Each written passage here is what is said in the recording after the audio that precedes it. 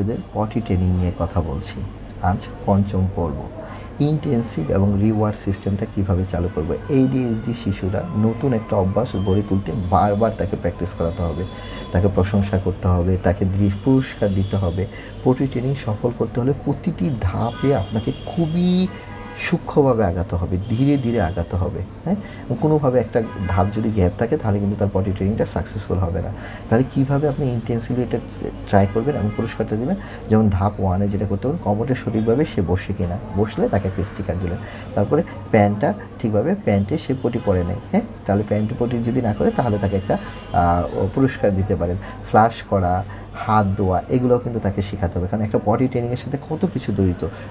পটি চিনা মানে toilet room চিনা, দরজা খোলা, দরজা বন্ধ করা, তারপর টয়লেটের ভিতরে ঢুকে প্যান্ট নামানো, হ্যাঁ, তারপরে কমোডে বসা, তারপর কমোডে বসে সে কাজটা শেষ করা আবার হ্যান্ড শাওয়ার নেওয়া, হ্যান্ড শাওয়ার নিয়ে আবার বটম পরিষ্কার করা, হ্যাঁ, তারপরে আবার বটম পরিষ্কার করার পরে আবার দাঁড়ায় আবার প্যান্টটা পরা, তারপরে আবার হাত ধোয়া, হাতে সাবান লাগানো, তারপরে হাত মোছা। দেখেন কতগুলা কাজ জড়িত। হ্যাঁ, এটা আমরা এইভাবে যদি স্পেসিফিকভাবে আপনি না বলতাম হয়তো আপনারা বুঝতেনই না যে একটা টয়লেট ট্রেনিংয়ের সাথে কতগুলা জিনিস জড়িত। তাহলে এভাবে আস্তে আস্তে আপনাকে কিন্তু কাজটা টাস্ক অ্যানালাইসিস করে করে আগাতে হবে।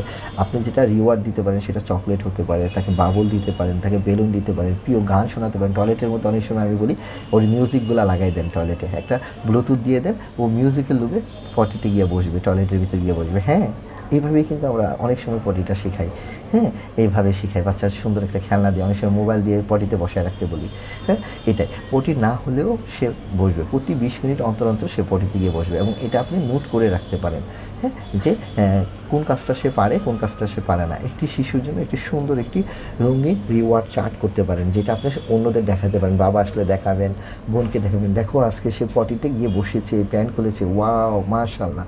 এই জিনিসগুলো ধীরে ধীরে আপনি চেক করতে পারেন। এভাবে কিন্তু আপনি সুন্দরভাবে একটা রিওয়ার্ড সিস্টেম চালু করতে পারেন আপনার শিশুর জন্য। ভালো থাকবেন।